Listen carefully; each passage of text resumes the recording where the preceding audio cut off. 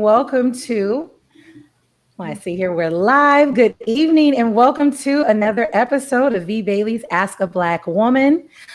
We have episode 5 and we're super excited about it. It's on accountability. So welcome and thank you so much for tuning in and joining us another Sunday. And I wanted to go ahead and introduce our lovely guests that we have. We have 3 beautiful, confident, hardworking women who practice accountability daily. And so I wanted to have these beautiful queens on and talk to everyone about this word that is a little bit not the most pleasant word or the word that people like the most, but it is becoming very popular lately. We've been hearing a lot of conversations about accountability. And so I thought it was an important conversation to have with everyone. I mean, you know, women have been getting a bad rep about accountability, but I believe that it's very important on both sides. We have to be accountable so that we can really be our best versions of ourselves. And so I want to first start off by introducing Miss Sonia, Pastor Sonia Adams. And Miss Sonia, if you could go ahead and introduce yourself, tell us a little bit about yourself. Okay, well, thank you for having me. And it's so good, like I said earlier, seeing everybody live and in person. So I'm here in the ATL in Atlanta. Okay. I'm actually a Georgia peach, so I'm from Georgia, which is rare these days. Real native. Yeah, real native, yeah. And so I've been in ministry for over 30 years, and I'm married. I just celebrated 25 years of marriage, which I'm so excited about. Yeah. Well, that's what we want. Yes. And so I have a women's ministry, a nonprofit called the Blossom Network. And I just launched in 2020 my I Am Pretty community, and they really just collaborate together. I'm all things women. And it's so amazing because the Blossom Network is comprised of mostly mature women. Or I call us mature. We're not old, we're mature. And the new community is millennials and younger women, but it's really been a great support and network because I think we can glean from each other as mature women. We can learn from the young women, and definitely the younger women can learn from us as well. And so I do that, and we do all kind of classes, events, support, and we're talking about accountability today. So that's an area of accountability because we are our sisters' keepers, and it's very important. And so I do a lot of things. I'm an author coach. I've written 6 books. I Am Pretty is my latest. That's how the community evolved. And just love serving and giving and just helping empower women to be their best selves as God has helped me become my best self. Then I'll pour back and share, you know, some of the things that I've done to become my best self. So that's what it's all about. So, and I'm so happy to be here and be a part of this conversation. Yes. Well, we're happy to have you. And next we have Miss Cheré. And so if you could tell us a little bit about yourself. Hello, world. Thank you so much, Fergie, for having me. Love accountability and to coach it and to talk about it and to bring out the importance. So I'm actually an actress. I've been in arts and entertainment for about 15 years now. I'm the host of a talk show called Say Something with Cheré. We're actually going through a rebranding, moving it over to the podcast world. So everybody's excited and asking about it. So we're going to bring Say Something with Cheré back. I've been on several television shows. I've done a lot of reenactment because I'm an advocate for domestic violence as well. So I've been hired by TV One, the ID channel, to do a lot of reenactments as well. I've been seen on Tyler Perry earlier in my days. It was a good start. And then just shot an independent movie that we had a premiere out in LA that's going to come out in 2022. So my life is entertainment. Recently married, been married almost 4 months. I see you on the TikToks. We see you on the TikToks. Yeah. Listen, we love TikTok, and that's just a way to digress, but it's turned to something else. But TikTok is everything. So that too, we have a whole plethora of videos coming out. Everybody's been like, where's the TikTok, but we really want to take a moment to enjoy each other because my world is, social media and it's new to him. And I wanted to really enjoy my husband and my marriage for a few months before, we had to expose ourselves and everybody have access. So that's my world right now in a nutshell. But how I became accountability coach and pursued this is because people would always reach out to me and ask, how do you do X, Y, and Z? You're a single mom, you're doing this, do that. And it really comes down to accountability. At the end of the day, everything circles back around to accountability. So I found myself doing all of these calls and mentorships and getting people's business up and running. And I decided, you know what, let me just zone in on accountability because it was what I had to teach myself. It was a hard lesson, but when it comes down to it, you're great with accountability. So I'm excited. That's awesome. We're so happy to have you. And last but not least, we have Dr. Sade Brown. So let's hear a little bit more about you. So you guys, I am from North Carolina, but I reside in Atlanta, Georgia with Miss Sonia Adams. You're still here too. This is perfect. Oh, we got to get together. Okay. This is amazing. Great panel. So I am a wife, I'm a mom, and I have a lot of residual and passive income. So basically, I own and operate CEO, CFO of Feminine Finance. So if you see me on Instagram, it's called Fem Finances, but it's really Feminine Finances meets Paid and Pretty and Paid, whichever way you like it. So basically what I do is my husband and I we're in e-commerce where we have stores on Amazon as well as Walmart. I have our own ground store here, supply and demand. It was a warehouse, but we kind of turned the front and we're still kind of like turning it. But that's basically where we shop at it. So we have our own ground store as well. What I love to do, one, is trade. So I am a day trader. Recently, I've been swing trading. So when I'm swing trading, right, I am basically purchasing homes, flipping them, talking to my contractors about how I'm going to flip the place, talking to my real estate agent about what house I want, what deals I'm going to make. So again, I'm in real estate, e-commerce, stocks, as well as Airbnb. So I also do short-term rentals. So not only if I'm taking these properties in certain places and I'm getting deals on them, I'm actually flipping it or taking that money because I really do not believe in selling anything. Maybe I'm a hoarder of houses. So what I believe in is basically taking the houses, making them look really, really extravagant, and then basically taking the equity out on the house to go purchase more. So that's how I actually don't have to ask. But yeah, so that's how I basically get my houses. So I basically increase the equity on them when I fix them and then go purchase more. And that's basically what I'll be teaching people in my courses that's coming in November about how to use these different streams of income and diversify your profile or your portfolio so that you have money in all of these sectors, right? Another thing I'm leading is I'm also an adjunct professor at Morehouse. As well as South College. I teach physical chemistry. And I teach. You better go. I do a lot, and so accountability has to come into play somewhere. Right. Without me dropping the ball on my family life and interpersonal life as well as my career. And I'm also a project scientist at a really, really well-known company. I do not like to give the name because I deal with people globally. So I'm also a project manager there. So yeah. Wow. Yes.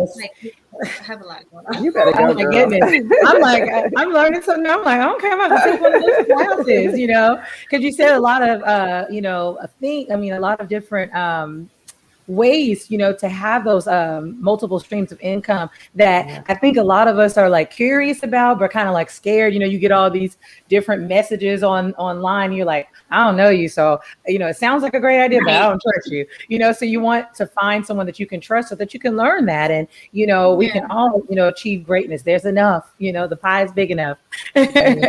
So, but with all of you ladies, your lives, the reason I felt like you were the best, women for the job is because your lives all really require it because it's busy. You're, really just doing your thing in so many different areas. And, you can't do that, and be successful at it without accountability. So I'm like, okay, these guys are all like super women, super moms, super, everything. I'm like, come on, ladies, you can do it. That's you right. Can do it.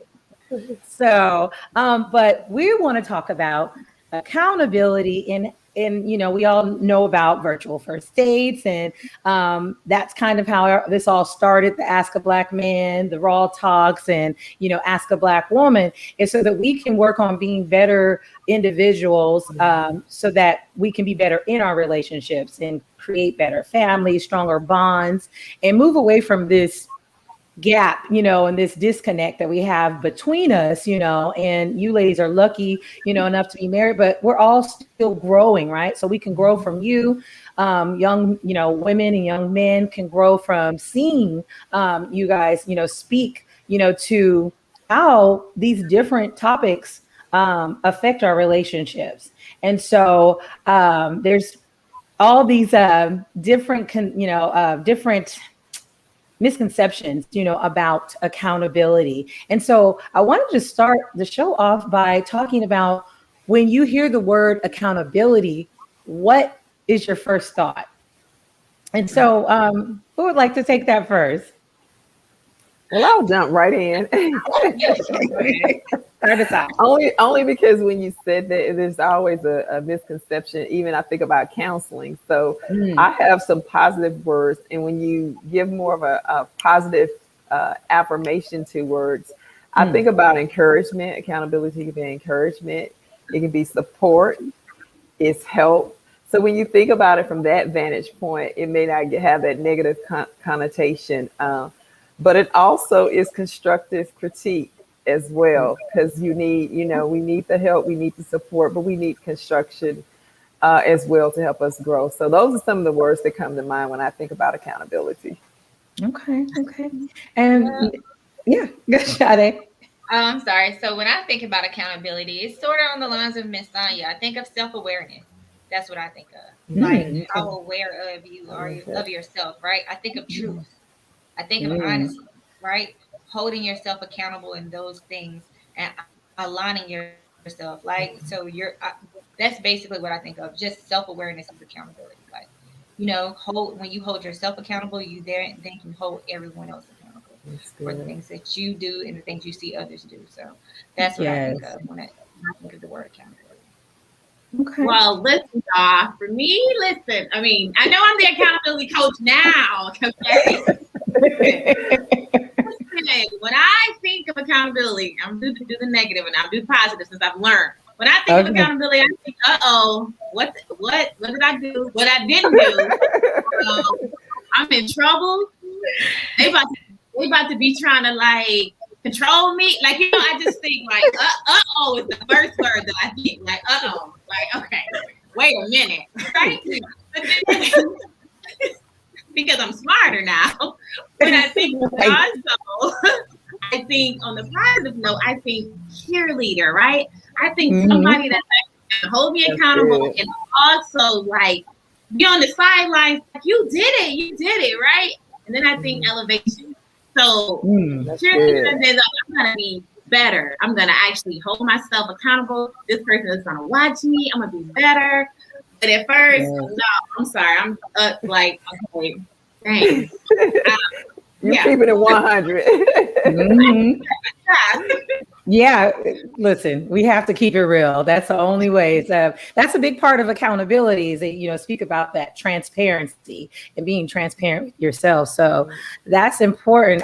For me, when I hear the word accountability, I think about ownership, and then I think about the work, because it's like a constant work in progress. You don't just work at it to be accountable and then you're like, oh, it'll never be hard again.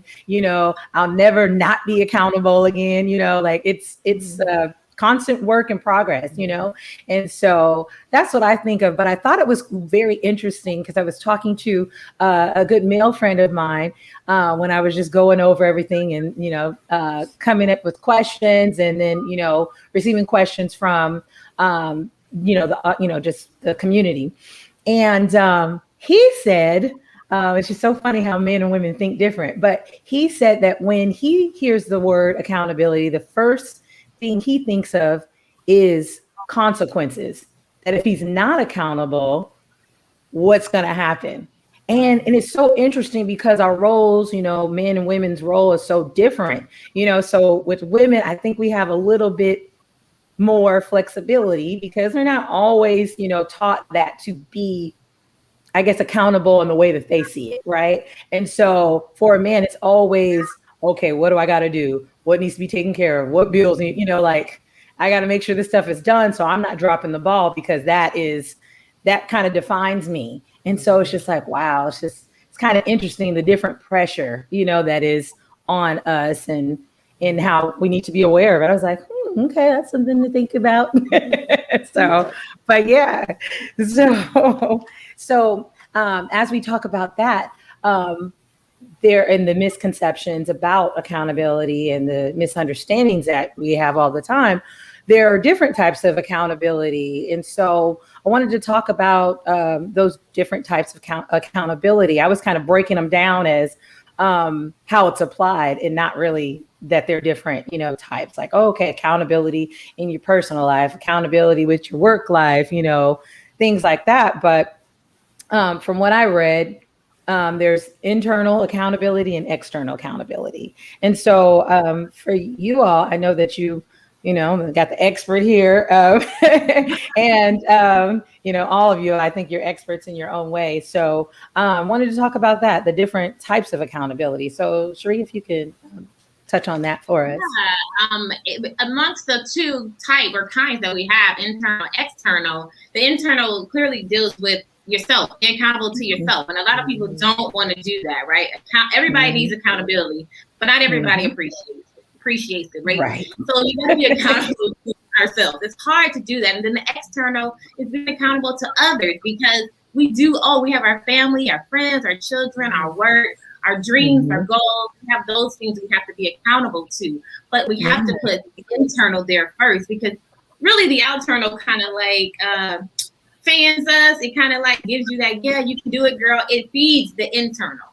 So the internal is always there, but you got to have something to feed it. It has to be intentional. You have to want to do it, because we can get caught up in pleasing or being accountable to everybody else, because we're always worried about how people look at us or how they perceive us. So I could be accountable to you. I can make sure I reply back to that email, or I text you, or I like your stuff and comment. I can look good on the outside, but the inside, I'm falling apart, right? I don't have anybody even interested in me. I'm already not interested in me, Now having anybody else interested in me to hold me accountable, to say, like, girl, you said you were going to do X, Y, and Z, and you haven't done it. And I'm talking self-care, it can just, everybody is not trying to be a superstar or trying to be the millionaire, the next millionaire. Some people are doing very good with their six-figure 9-to-5 or whatever. But I met a woman who wanted to really get involved, already doing great, lucrative businesses. And she wanted to get involved in domestic violence. She just wants to give back. And she wanted me to help her find the time to really just give back.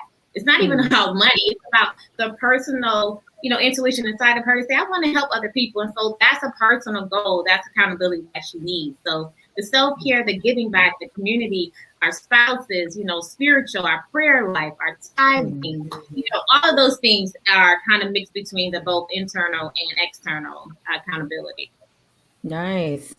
Yeah, totally. But the way I was breaking it down before is, okay, well, there's spiritual accountability. There's, personal accountability about taking care of yourself. You mentioned self-care and self-love, So I'm like, okay, there's that accountability. And then there's accountability of spiritual accountability. I'm just breaking it all into all these different sections. And I'm like, but I guess there's something that sums it up. And that's it, is that personal, that internal accountability. I think that one is the one.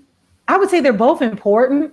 I don't know if they're equally important, but I will say that's the one that gets neglected, I believe, the most, because, just like you said, we're worried about everything outside of ourselves and like, oh, let me tell you what you need to do. And it's just like, you need to go put your hand on your nose somewhere and work on you.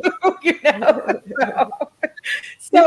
you know, it's so important to talk about that. And so, what I was thinking, you know, is, you know, breaking it down in all these different ways. But Dr. Sade, what would you say that the financial accountability, that's kind of, you can break that down as internal and external, correct? Yeah, depending on your, I mean, if you're traditional wife, you don't have to worry about finances too much. But financial accountability is very important, especially, and I think it needs to start with what I've been preaching lately. It needs to start at an early age, actually. I think you need to teach financial accountability to your children so they can understand how to properly manage money, right? And that helps to, then that corresponds. I personally think financial stability as well as financial accountability corresponds with time management and time accountability, right? And I just think it's important that it starts with our children first, and then you will actually see as you grow how it can affect the time that you have, the time that you spend on projects and whatnot, because time costs you money. Let's be clear. Yeah. For me, I can't speak for anybody else. Yeah. Dr. Sade Brown, time is money. So the It more you costs us. spend on a project, the more it costs you. So the more time you're spending on something, the more time you're going to waste money, and then that goes into financial accountability. So you have to be good with your time to be good with your finances as well. But you also have to understand how to properly manage that, manage your finances as well as your time. So I realize when I teach some of my clients, time actually costs us a lot of money. And that's because one, we try to do something over and over again because we're not well versed or educated in that particular thing. So you have to hold yourself accountable when it comes to learning and making sure you understand everything about your finances. When it comes to taxes, when it comes to interest rates, when it comes to loans, when it comes to contracts for houses, you must read the information yourself and do your own due diligence when it comes to your financial security, your financial, just creating a spreadsheet of how your money, a budget, how your money goes in and how it goes out, how you need to increase, thinking long term, right? I think sometimes we always are thinking in the short term period, but we're not thinking about what if this happens? What if this happens? I don't know. Maybe it's the mom thing, because I'm always like, my child goes in the kitchen and I see my husband leave something down. I'm like, oh no, put that up high. He's going to get that, right? Or this could potentially turn into a hospital visit or an urgent care visit. No, we're not going there. So I guess I don't know if it's just me, but I just think ahead. Like, okay, what do I need to do? How do I need to? Because I know I'm accountable when it comes to this thing.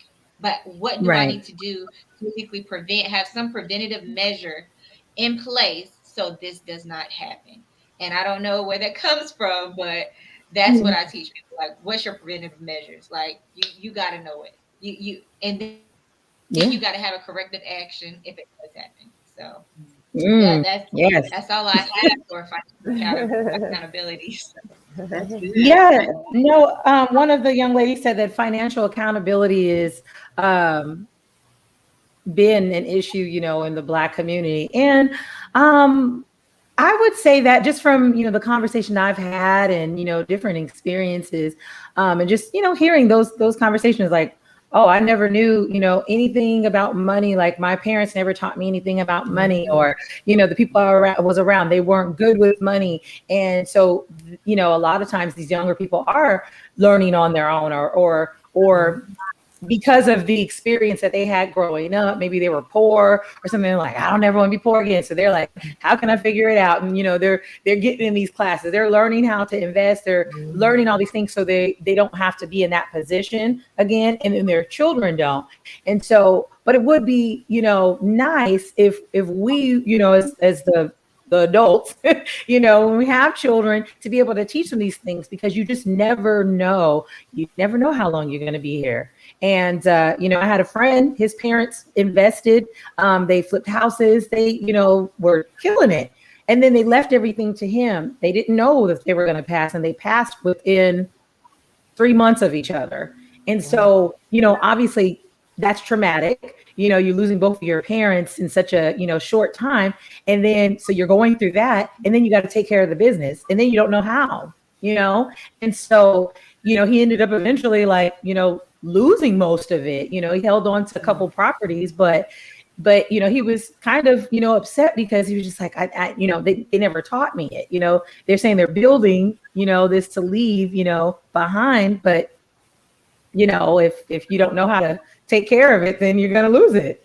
And that happens a lot, in our community. And so, and then you get to take your personal accountability and say, well, parents are teaching you this for a reason. You're not a child. You need to take some of these courses or ask more questions so that you can, be accountable and not lose the family business. So, but in that scenario that you provided, he could have actually just hired a financial advisor if he didn't. See? It's just sometimes it's small. Yeah, exactly. Yeah. And then sometimes you're kind of like, well, I don't know, am I making, how to pick one, just like we were saying earlier, you just, our people, we have a lot of trust issues. And so, but I think as we have that accountability and work on, healing, we can make better decisions so that we can be, more accountable. And so, Pastor Sonia, different types of accountability, maybe with spiritual, your spiritual relationship with God, because how in the beginning of the year, people are like, oh, I'm gonna, work on my relationship with God, and, and I'm gonna get fit, and I'm gonna do all these things, and they don't do nothing. You're like, ooh, it's October. I ain't done none of that. So I know what you coaching and just being that, spiritual leader, and to a lot of, young ladies, a spiritual mom, in what ways are different types of accountability, have you seen, like, what could you say about those different types of accountability and how to apply that? Well, there's so much I could say, but I would also, I'm a teacher too. So I'm an adjunct also. And I also taught middle school and high school. So when you were talking about external and internal, I already had a chart in my mind. I had external over here, internal over here. I was listening all the time. So you actually you can get your categories. You just got to categorize them and put them in the different areas. And so I think with spiritual accountability, I would put it in the column of internal and external to some degree. And I think when you think about spiritual accountability, it is connecting with people who can help you grow spiritually. And a lot of times we want to do that by ourselves. We want to be isolated. We have to do things on our own. Don't get me wrong. But we have to, when we have accountability, they can help us maneuver and go through the process of being whole, being complete, knowing our self-worth, our value, knowing our purpose. And you got to show up. So it's a lot of people who say they want this. I want to be healed. I want to be whole. But then when it's time, they don't show up. And show up in the spaces and God always provides doors for us and opportunities. It's so funny because even with my book, and I'm not trying to promote my book, but with my book, any other book, any other book that you have, if you are reading that book for internal growth and development, you got to read it. And you got to look at the principles. So the reason I say it's funny because when I sell books or ask people, and you all probably get this too, have you read the book? So many times people say, oh, I haven't gotten to it yet. I'm going to get to it. So showing up means you have to do the work. You have to be willing to be accountable to yourself. And so that's why I have accountability with friends as well. And my coach. I have a coach to ask me, okay, the goals that we've set, the things that I'm trying to reach, have we made those goals? Have we reached those goals? Or where are you? And even having a therapist, sometimes we talk about therapy, but spiritual therapy is good as well.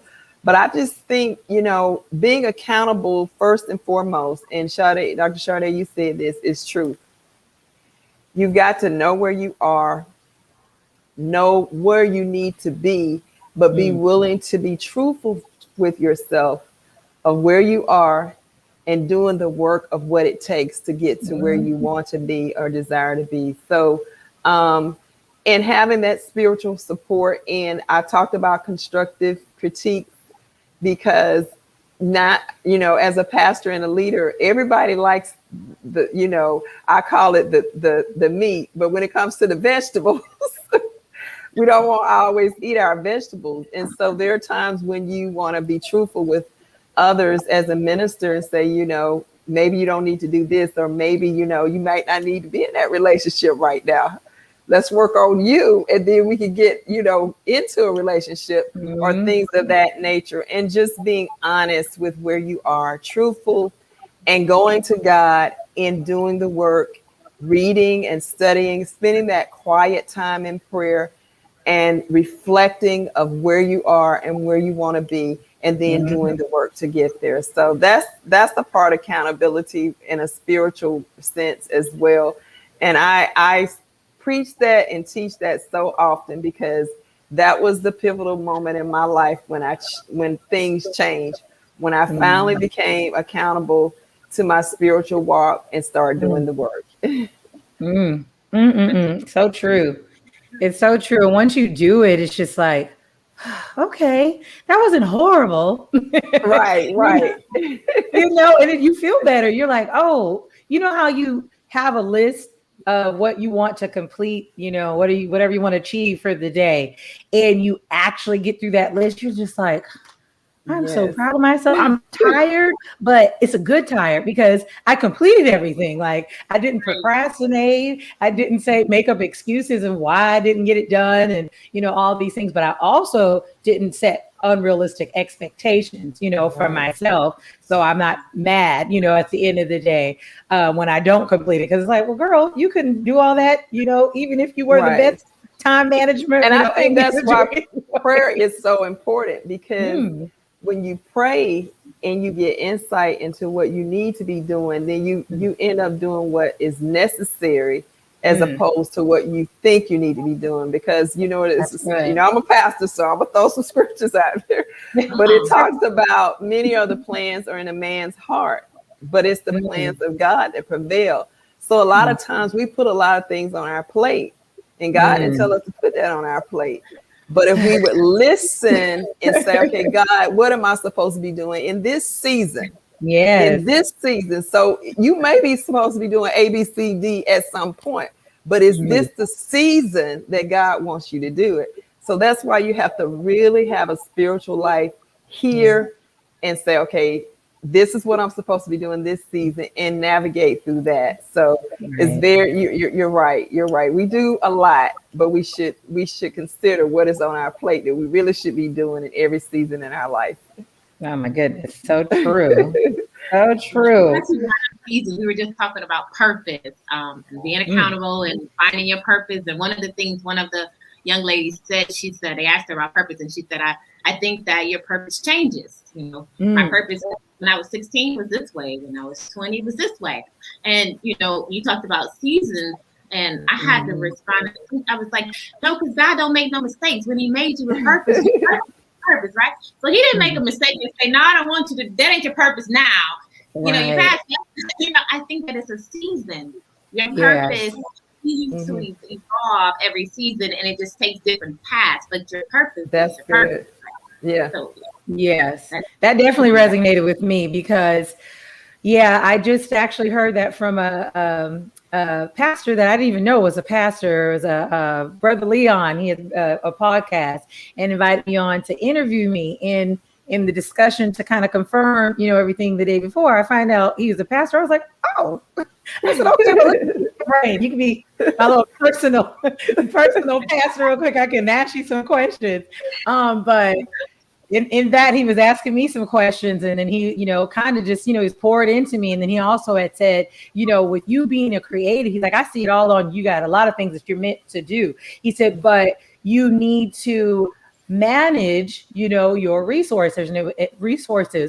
And it was so crazy because I met a guy 4 years ago, and it was like I met him one time, not even in person, but spoke with him, and from that conversation, he just read me, and he had that word, for me. And he was just like, he was like, you're a healer. He's like, and you need to make sure that you manage your resources. And I'm like, okay, this is the second time I'm hearing this, because when you're a creative type and you're the fixer type and nurturing, you want to, love on everyone, fix everyone's problems. You want to create this, you want to create that. And he said, that's fine, but there's a time for it, take it one at a time, and understand when you're managing these resources, you don't just give all the resources to one person.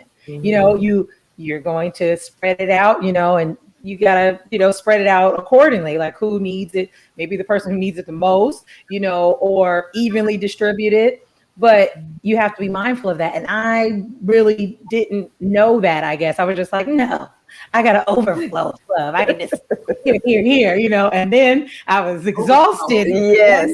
The time I didn't think referrals. You got to refer sometimes too. Exactly. And I didn't think it would ever come. And I'm just like, no. And then when it came and I was exhausted and there was nothing pouring in, I said, oh, yeah, I'm almost on empty. I need to, I might need to listen, And so when I heard that again, I said, okay. And he listened to that, and then he gave me another confirmation, and I said, okay. So that was the third time I got that confirmation. So I said, okay, that means God is saying now, this is what you need to be doing right now. So, it's just, it's interesting, but once you get on that road, it'll just change your life, and so that leads me to relationships, which this is all about. We're trying to improve our relationships and become better mothers, better sisters, better, friends, better partners. And this relationship, thing that we got going on, we need some help. I'm hearing a lot of complaints on Clubhouse and social media and real life. I'm like, what is going on? Why is everybody having such a terrible time dating, and people date in their marriage too, and so we got to figure it out, right? So we can do better. So how are relationships affected by accountability or the lack thereof? And I think the main relationship that's affected is friendships, right? I think we don't even consider that. There should be accountability in our friendships, girlfriend, homeboy. There should be, and that really comes down to boundaries. We gotta set some boundaries. I gotta teach you how to treat me, because obviously you don't get it. We got people that's just takers, then we got those people that are overachievers, overpleasers, people pleasing. I'm gonna do it just because the title is my friend or the history. No, we gotta set some boundaries, and that's an internal accountability to yourself. Set some boundaries. So that your friends will respect you, appreciate you, and then in return we do the same thing. But that's the number one area that is neglected accountability. It's friendship. Just because friends, I do this to you, or we'll just fall out. Because friendship, loyalty doesn't even whatever, and then our marriage is the same thing. Accountability, one thing, the lack of will fuel that ego inside of us. To where we're always right, we do no wrong. It's my way or the highway. We got this thing right here, and guys do it too. But more. It's like that ego will come out, and nobody's gonna tell me what to do. And it's like, whoa, you gotta check that. But with the accountability in that marriage. There comes healthy conversations. You learn how to apologize. Me being a single mom, moved to Atlanta when my daughter was 3, had never been here before, was running from an abusive relationship, running for my life. I got married to my high school sweetheart 4 months ago, who's always been my best friend for years. So I would tell him everything, but I still had this S on my chest. I'm the president of a huge nonprofit, domestic violence, and I'm working legislation. I put myself through school. I'm making money. Like, I'm doing all this, and I'm telling my daughter what to do because she looks to me, right? So when my husband came, it's like, I do this. But I was steady saying that I want a man that I can go home and take the S off my chest, right? Tell me to clean. be submissive and not be argumentative, but I had to hold myself accountable to say this man is here. And so I actually learned. That's what you asked for. Mm-hmm. The man, listen, the guy gave it to me. Be the first to apologize. Learn how to communicate with your words and, you know, and check yourself. So now every night before I go to bed, I check myself like, what could I have done different today that could have changed an outcome of something? Because if we, you know, honest, every bad situation, we could have said something or did something just a little bit different and it wouldn't have been as bad. So I check myself, hold myself accountable to that, because relationships mean a lot to you, both friendships and, you know, our spouse as well, and our children as well. You know, I was raised in a household where parents say go, you shut up, you don't have to say so, but I didn't want to raise my daughter like that. You know, you smack with the sheep or something, but I make sure my daughter is very vocal and that I'm open and we have conversations and what I say, and then I repeat, like, you know, how do you feel about that? You know, and it kind of hurts sometimes when she's like, well, Mom, I think you're wrong. I'm like, okay. But being accountable in areas, it just kind of takes that ego away, and I promise you, it leads to some of the best relationships ever. Yeah, that's very true, and it's interesting that you said that too with you know, motherhood, because I've just heard different stories of what people experience, you know, with their parents, and they're like, well, you know, some of that stuff I could never tell that to my mom, you know, like I might die, you know, and it's just like, you know, yes, we love, you know, our moms, you know, and, you know, our parents, but we love our moms. But when I heard someone say that, you know, the other day, they were like, you can't say that to a woman. It's like, you can't say that to, you know, a mother. And I was just like, is it, you know, are we so used to not having to be, you know, accountable in so many areas that we prevent ourselves from learning, you know, or being better, you know, that where people fear telling us about, you know, something like, you know, you did good here, but in this area, kind of, you was tripping a little bit, you know, and you got to be able to receive that, you know, and you can grow tremendously, because I've done that one time, but you have to get to that point that you're not so sensitive about it. One time I was just like, you know what, I'm going to ask the people who are close to me, you know, what are the things that they, you know, feel are my best, you know, assets, or, you know, the best characters or best quality, you know, and then the least, you know, likable qualities. And I had to be ready for that, because someone could, you know, people who know you for a long time, they might tell you some stuff and you'd be like, okay, so now I see you just being petty. You got opportunity, you being petty, you know. But I have to be like, we're gonna be quiet and we're gonna just go ahead and hear what they have to say, you know. So I asked for this, I want to work on it, and so I did. And when you do, it's just like, oh, okay. And some people are surprised. They're like, you sure? You know, you're like, yes, I would like to know so I can work on it. and then once you start doing that, you know, to me, I like it because it kind of keeps me, you know, like I can think about it. At the moment, I might be a little like, I don't know. But then I'll sit and think about it. And I'm like, yeah, I could do that better, you know, so I'm going to do that better. I'm glad you mentioned that, because a lot of times we don't want to have the hard conversations. And I think in relationships, that's so important, whatever relationship it is, even with your friendships, you know, your family. And so even right now, this week, I've got to have a hard conversation. And in this hard conversation, we're going to have to talk about, well, what are your expectations of me? It's someone that I'm doing some work for.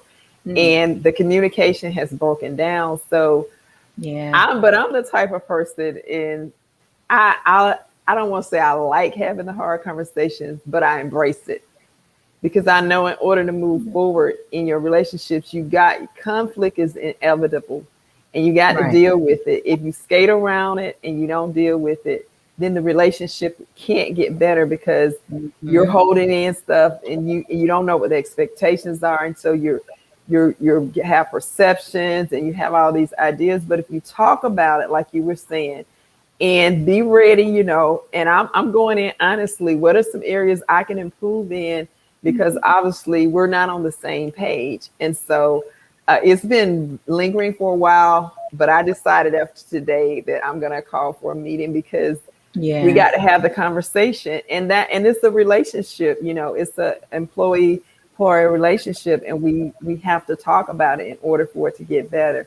So having those Mm-hmm. hard conversations is about accountability, and it's about improving relationships. And sometimes the relationships improve, and sometimes you figure out that, well, this relationship is not going to work. Right. And It's but if run you its don't have the course. conversation and you just walk away Mm-hmm. without even trying, then you haven't tried to put in anything in the relationship. And even with marriage, sometimes that happens. Sometimes divorce is necessary, but sometimes it can be prevented if they Mm. really did the work, had the conversations, and really both were vulnerable and open to listening on both Mm-hmm. sides. Because you Mm-hmm. got, like you were saying, everybody's like, it's you, but it's both parties involved, and we have to be honest with ourselves. So yeah. Right. No, totally. And Black Marble mentioned that, you have to be able to be accountable. I mean, practice accountability, because if you can't, then you can't be accountable. And then you're always in victim mode, because you have to think about that. If I'm not being accountable, what am I doing?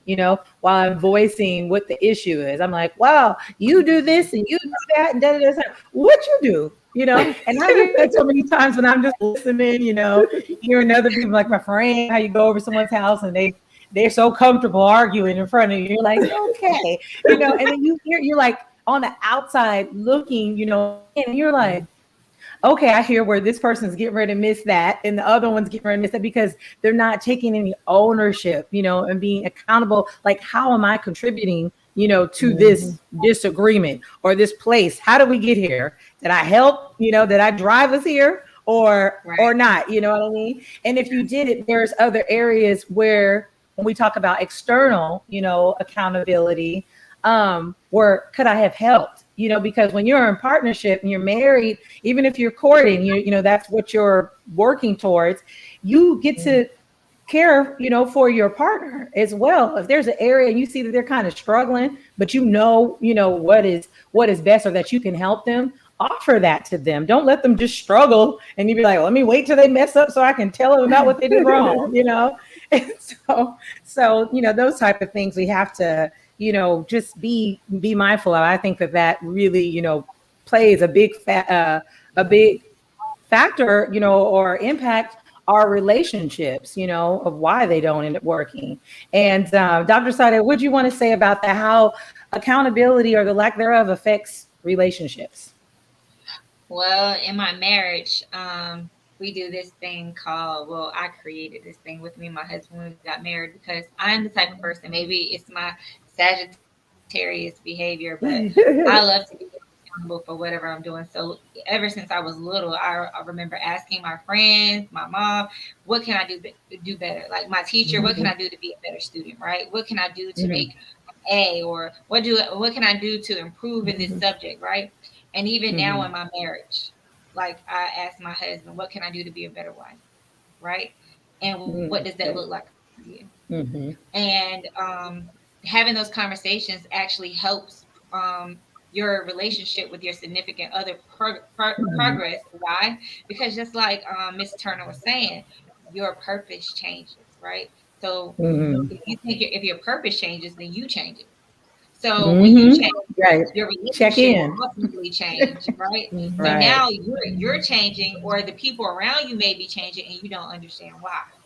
And now Mm-hmm. everything is out of alignment. So this is why it's important to have those conversations, like, hey, what's going on, what can I do to be a better friend, what do you need from me, what does those conversations look like?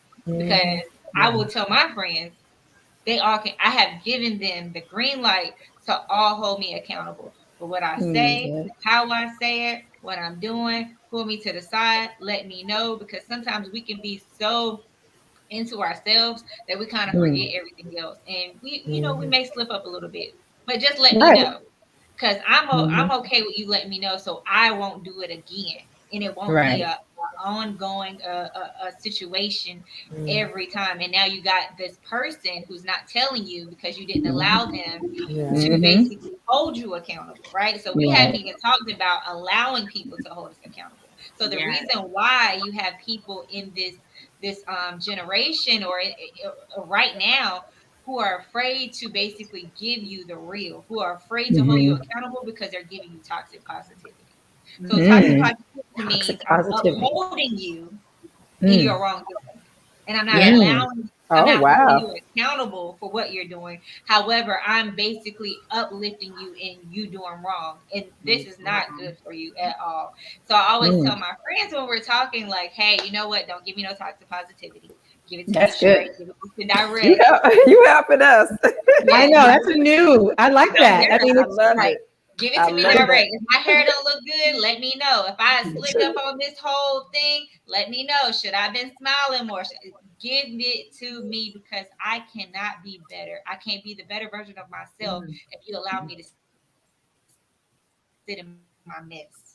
Yes. I can't elevate myself if you allow me to sit in my mess. That's so good. So that's why the internal and the external matters, because maybe you feel like you're doing an amazing job, right? But then somebody who loves you can actually give you the true and honest vision or version of yourself. Like, hey, you know what? This is how it's looking right now. And if you're having all your friends hold you accountable and most of them say the same thing, then you know something needs to change. Right. That's exactly. I wanted to just say that, Dr. Cheré, that's so good with the toxic positivity. I've never heard that term, so you're helping us. But sometimes, oh, you created it? Okay, then we're going to give you credit for what we use it again. I don't give you credit. We got to just post it, on Instagram and put it there.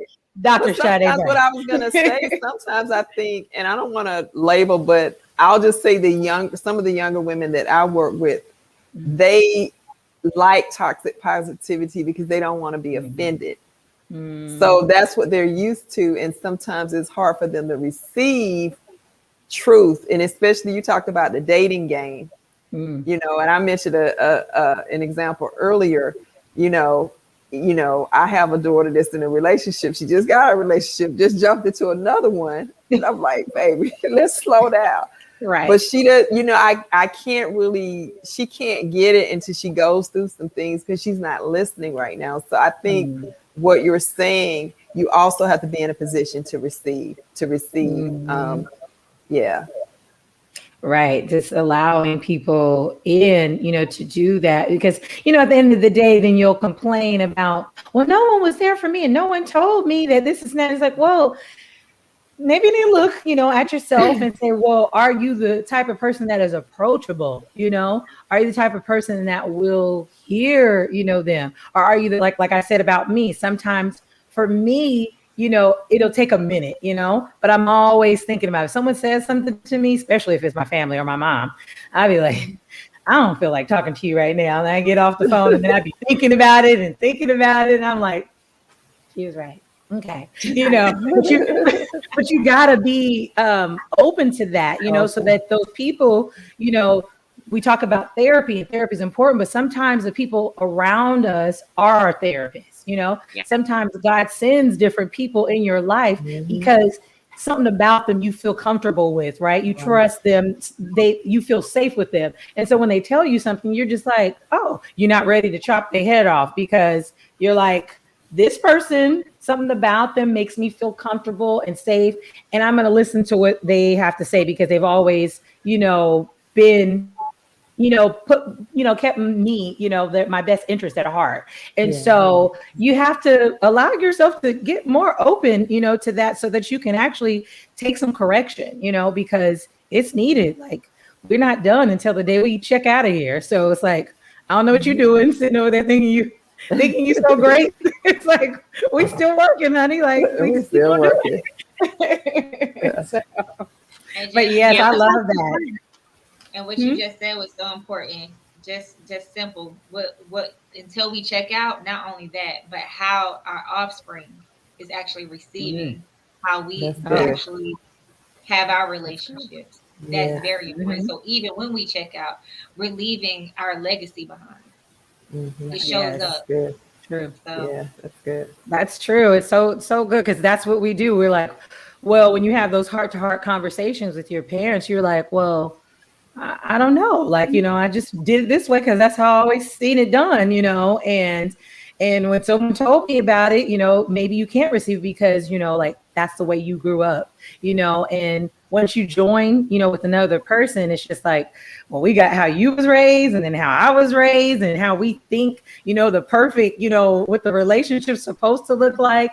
And so we got to figure out, how can we be accountable and own, our stuff and then come together and create something beautiful, something better than whatever it is that we seen, and be realistic. Like, okay, let's create this, and can we recreate this? And I think that you can create anything you want. You just got to be on the same page. You can't do that if you're busy lying to yourself about who you are and what you're doing, right. Pumping your own self up. Like, that's why that intention is consciousness.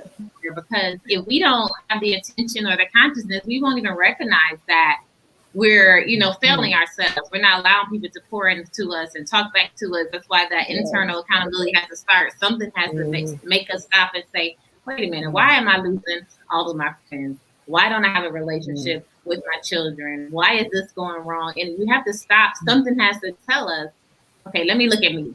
But if that intention is up here and that ego is up roaring, then it's kind of like you're going to miss it. Hopefully it's not too late, but it goes right back to that internal intention. It's got to be there. Yeah. Now, this was not really a question on there, but I feel like it's necessary to touch on, because we're going to go into why we should be accountable. And I think that that's kind of short and sweet, but what is it that is preventing us? And like just hearing all this and thinking about, just different moments of not being accountable. What is it about? Is it a fear? Because I always think I'm thinking about it like that person can't bend you over and whoop you. You're grown, like, or they can't take all your, your resources away from you. So like, what is calling you to just deny, something is going on? If you mess up, like, what is preventing you from saying, yeah, I messed that up, like, let me correct it? Like, what is it? Is it fear that if you own it, then it's out there and now you're exposed and this person's going to leave you and no one's going to want to deal with you anymore? Like, what is it? Like, what is it that you guys think? Just, I guess just briefly of what you think, what prevents us from being accountable, just in whatever area. I think sometimes people take stuff personal and they we attach what we do to our identity. That's a good one. And so you feel like if someone is telling you something constructive, that they're personally attacking you. And that's why even my husband and I, we try to say, we're talking about the behavior or the action. I'm not talking about you personally, but this right here makes me feel when you do this. And so if we wouldn't take things so personal and be offended so easily, then I think that would help us to receive better. And that's just one, I know, and the other ladies may have some others. Yes. Okay. Dr. Sade. I agree with Black Marble and even you, V, because I think it's just fear of being held accountable, fear of being wrong, fear of being judged, fear of being, I guess, like, how would you say it? Fear of being like out, basically outed. Like, okay, now I'm not going to have any friends. Exposed, being exposed. Like people see me for who they think I am, or when that really isn't you. We're telling you to basically improve yourself, right? Because this is what it's be. But I'm a solution-oriented person. So when Sonia was talking, I was like, okay, if you do that, the way I look at it is when I know people, if you come at them and they know you're about to hold them accountable for something, what I do is I try to say something positive first. Like, hey, I love you, or hey, you're an awesome person, but maybe, you need to work. And I try to say in the nicest way possible, because I know some people will shut down as soon as you hit them with the negative. It's kind of like, oh no, now I feel attacked. And, I don't want to go there. Right. They don't even receive it at that point because they should. So, yeah. Right. So we want to take the Mary Poppins approach, a spoonful of sugar, mix the medicine. So we're just like, what? You did this so great, but it seemed like this area you kind of like, you weren't in the best mood. What is that about? Trying to get them to say it. And focus on the behavior. Well, like I said, we have a counseling. We have counseling sessions, and we actually ask the couples not to say you, because sometimes when you say you, all they hear is me. So we ask them to talk about when this happens, this makes me feel, and I know, that's a hypothetical. And so when you really start practicing, you're not as deliberate with it, or you're not thinking about it. It's just you're more gracious, like Dr. Cheré is saying. You're thinking about not pointing the finger as much, and you may not literally always not say you, but you have a better attitude of sharing the information. Yes. So good. Y'all giving me church today. Extra church. The other word that you need to hear, right? Cheré, so did you get to speak on that? No, you didn't get to speak on that. No, about but, why you all were hit on the nail on the head, especially Dr. Brown. It really is about the delivery. I tell people all the time, it's not it's how you say it. And so my own marriage, it's a delivery. I had to learn accountability because I was the one that they used to call me Nene Leaks Jr. My grandmother used to call me Nene. And Nene, but I didn't know how to pretty this thing up. I just need to tell you how I felt, what you did. I needed you to understand black and white. But she said, I said what I said. I feel right? And I don't really care how you feel.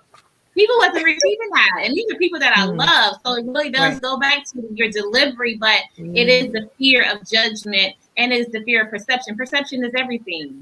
We want people to perceive us to be a good person, and even though you may say you did this right, but I didn't quite like how you said that. All we hear as people is that all we heard was but. It's like, but so after the sugar honey iced tea, we just gave it to you real nice.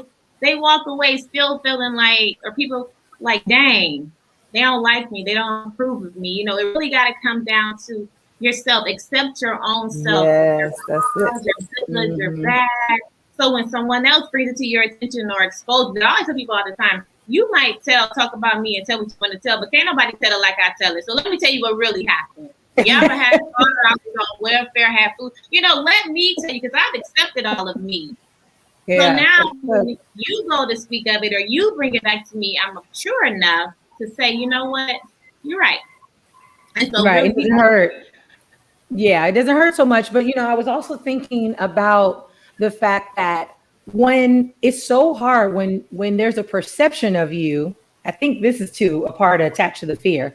When there's a perception of you to get that off of you, right? So once someone puts something on you and says, okay, you're this or you did that, I think a part of that fear where you're like, no, I don't accept that. Like church, I don't receive that, I don't receive it.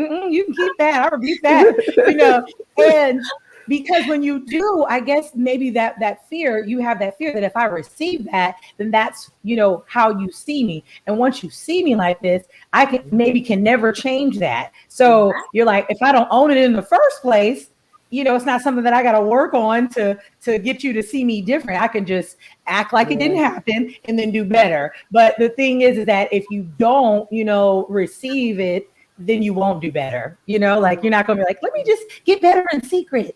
No one's got to know, that I was raggedy for 5 years straight, type of thing. Like your circle is important. The people you have around you is so important. You have to be able to tell you like it is, even if it hurts. Like your circle is so important. It is. Right, because you're like, okay, I got this person in my life, this, man in my life that's going to get me together. I got this, sister over here that's going to get me together. And you trust them. That's very important because it's all attached, so you got to choose wisely and vet wisely, not be scared and jaded that you're like, no, I don't trust the soul. Get away from me. I like being by myself. It's like, it's not true. You just got to vet and put the proper people in your life and, ask God because he'll do it, because he quickly will tell you if I'm asking the question, God, is this the man for me? You'd be like, nope. You'd be like, Gave me a little grace period, like for a little while. So, but well, that brings us to our last question, and that is, why should we be accountable? So we can, kind of just go round table. Pastor Adams, why should we be accountable? Because community is important, and we need each other. And we, another scripture here, I'll paraphrase, but we hear it all: iron sharpens iron. Yes. And you can't get better because people that God puts around you can see in you sometimes better than what you can see in yourself. Yes. And so we need accountability to grow and to be our best selves. As I've been coining that phrase since we've been on the broadcast, but it's important. And God said it. He said, man don't need to be alone. And you really, people say they are saved, they got the church and all that, but when you get into community, it lets you know how saved you really are. How saved you really are. Yeah. If you're on an island by yourself, you just worshiping God, and you think you're the best thing since sliced bread. But when you get with some people, that's when you begin to see where you really are. Mm-hmm. And we need each other in order to grow. Community is so important. And I just think we need to get back to community even the more. So it helps us grow as a person. Mm-hmm. Accountability is not about right or wrong. It's about being free. Come on now. It's about being free.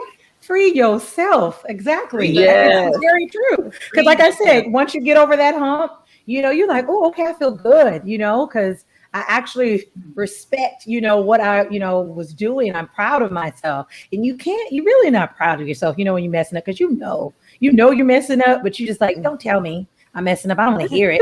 Don't say it so loud, but you feel good when you're like, yeah, I was proactive. I got it done, and I, stuck to my word, because that's very important, very important. Yeah. So, and Dr. Sade, what would you say about that? Why is it important to be accountable? Why should you be accountable? You should be accountable because you don't want to have unrealistic goals. That's one.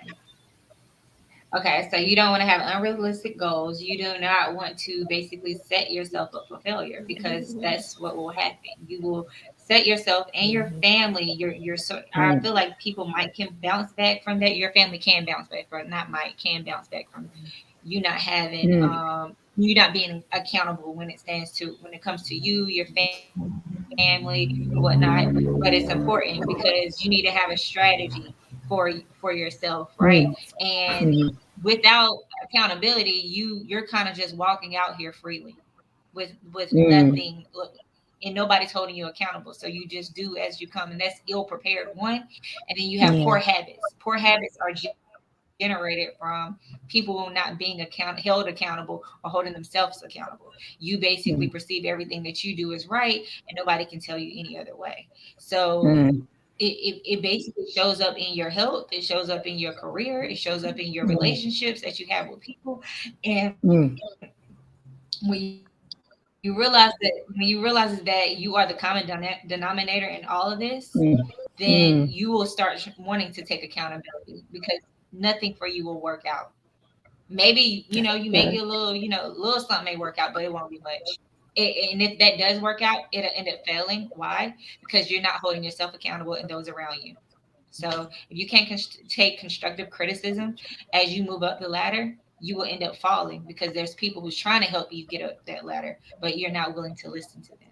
So, and that's in a marriage, that's in any type of relationship you may hold, whether it's work, anything. So my thing is to always allow somebody that you trust. Not everybody should hold you accountable, but somebody that you trust to hold you accountable, because you know they have your best interest at heart. So those are my words. That's good. That's good. And Ms. Free. I say that accountability is the main ingredient to success. right? And that means, well, whatever success looks like to you, it can be healing, because everything has a root. We may be a procrastinator because whatever happened as a child, you know, it could be sexual assault, it could be any type of abuse, and whatever success looks like to you, that's the main ingredient. You got to hold yourself accountable so that the healing can begin. So you can look at yourself and so that, most important, you can gain self-control. Without that accountability, then you lack it. You'll continue to run rapid. So it's not a matter of someone beating you over the head. You know, don't look at it negative. Don't look at it like somebody's going to be tracking you or exposing you or judging you. At the end of the day, it's about you getting what you need to survive, to be successful. If your success is healing, if it's financially, if it's personal self-care, if it's mending relationships, whatever success is to you, accountability is your main ingredient. Yeah. Oh, so true. Oh, I feel so good, y'all. I'm like, I really do this for me. Get all the free coaches and all these. You anoint to help us as well. We be getting a word too now. Yeah, I'm taking notes. I have a whole notes. We got hashtag toxic positivity. It's so good. And then it just worked out that all you guys are in the same place. When I was looking at that, I said, oh, this is great. They could probably do some events or do some things together. They're all in the same city. Yes. I already saw on Dr. Brown's page and saw it. I was like, oh, because I knew the Airbnb, and I'm like, oh, maybe I should take her class. You know, I'm always trying to look. You know, it's a lot of fluff out here. You know, I'm the queen of saying, like, I'm not doing no all female nothing, because I believe the king always in the building. They should always be a friend leading. So I don't do all female stuff, but I look at supporting, and I was looking like people. You know, you buy these webinars and things, child, and you walk away empty. And so, you know, I was just looking. Might need to, huh? Right, you know? So I was just looking, and I think I can, you know, grab some of your services and support and actually learn. There's some few things in there, the e-commerce things that I'm into, and so yeah, I kind of jumped in. I didn't get to stalk that Pastor Adams yet, but I'll come up there and stalk you since we're. Awesome. Well, this is a perfect time for you ladies to let us know where people can find you, the viewers can find you on social media, wherever it is that you at, you know, information, phone numbers, whatever, websites, so that they can look you up and take advantage of some of the services that you provide. So I'm sorry, I want to go with Sonia. I'm just looking at her and I'm just then I'm thinking of your name. Go to prophesy and doctor. I know, Dr. Sonia Adams. I received that. And everything else. Yes, my husband is actually a doctorate, so I have one by proxy. That's what I say. See? But yeah. And listen, real quick though, know what Cheré was saying. She was saying that she usually doesn't do the all, you know, female, but that's the thing, is you're getting something here, and you're getting something. All these women are led, you know, and have strong husbands that they respect. And, you know, it's the same. Basically, it's the same journey, you know, and so that's why we're supposed to do that, feed into each other as women. That's the job that we need to be doing, instead of hating on each other. That's where we get to be accountable, so we can pour in and help heal, you know. So go ahead, Doc. Go ahead, Pastor Adams, and let them know where we can find you. Yeah, well, you can find me on Instagram, and in my Instagram bio has all my other links, because I know when you give all these websites, you give out, nobody remembers that. So just go to IG. Hit my link bio. All my websites are there. My Facebook, everything is there, and that's just the best place where I house everything. And I think, you know, that's the best place to find me. And so yeah, but and that's just Sonia Adams. Sonia Adams. Sonia A. Adams. Yeah, because it's a lot of Sonia Adams out there, but it's only one Sonia A. Adams. Well, that's registered in my. Don't forget the A. And that stands for my middle name, which is Andriette Sonia A. Adams. So yeah. Awesome. Okay, let's go on down to the doctor, Dr. Brown. Well, I'm gonna do the same thing. Just go to my IG. It's FEM Finances, FEM Finances. I will upload everything everything there. I think my Clubhouse information is there, Twitter, my website, I took it down. So I'm trying to do some reconstruction right now. I actually have a lot of people hit me up for a lot of different services, and I'm quite not ready yet because I did it in the beginning. It was overwhelming because I got a lot of stuff going on. So, yeah, FEM and FEM finances. But yeah, so you guys just find me there, and I'll be willing to like drop some information. So if you basically give me like some topics to talk about, sometimes instead of me speaking to each individual, I kind of just like to put it on my IG and give it to you for free. It doesn't matter to me. Nice. Oh, that's awesome. Yeah. And Cheré, last but not least, our accountability coach, talk to us. I know. Oh, you know what? Oh, 1 minute. I know that Dr. Brown, you said that you have a conference that's coming up in November. I wanted you to bring that, of course. Okay. Yes. So just follow me on Instagram. I'm dropping residual income courses, right? So these courses will be focused on how you can make passive money in many different ways. So either buying a house, Airbnb it, doing short-term rentals. I'm teaching people how to have a plan A, B, and C, because with my accountability, with the term accountability, I like to think of, okay, well, if I'm accountable for this property, I need multiple incomes for this property. So if A don't work, I got to B. If B don't work, I got to C. So I'm basically showing people how to make a lot of money in different ways, right? And then on Clubhouse, I'm starting to do a room on Sunday. I moved it from 7 o'clock, but it'll be moved back to 7 o'clock because I was here. This was very important to me. On Sundays, I'll be doing rooms on Clubhouse. You come on stage, you tell me your passion, and I basically tell you how to make money from it, many different ways. So yeah, I'll be in there. I'll be in there. Come on. Usually I'll be there on the opposite week. Oh God, like I got all this information, girl. Yes. But yeah, so I'm really trying to help people like know that even men, like usually I called myself Fem Finances because I was mostly helping women who wanted to stay home with their kids and like have these passive incomes where they can just still bring money in the house. However, I'm starting to work with men too because there's always these conversations on Clubhouse and on everywhere on social media about how the Black community or Black men are not making over it's a large percentage not making over 6 figures. So I'm like, oh no, come over in my room so I can show you how to get there fast in a month, 30 days. Let's get it. It's like there's money to you can marry up some of these women. Marry them. We're gonna create some Black millionaires out here. Yes, that's right. I love it. Yeah, we can't be waiting 10 years for a ring because you're trying to get it together and scrounge them up. Go on over there to Dr. Sade.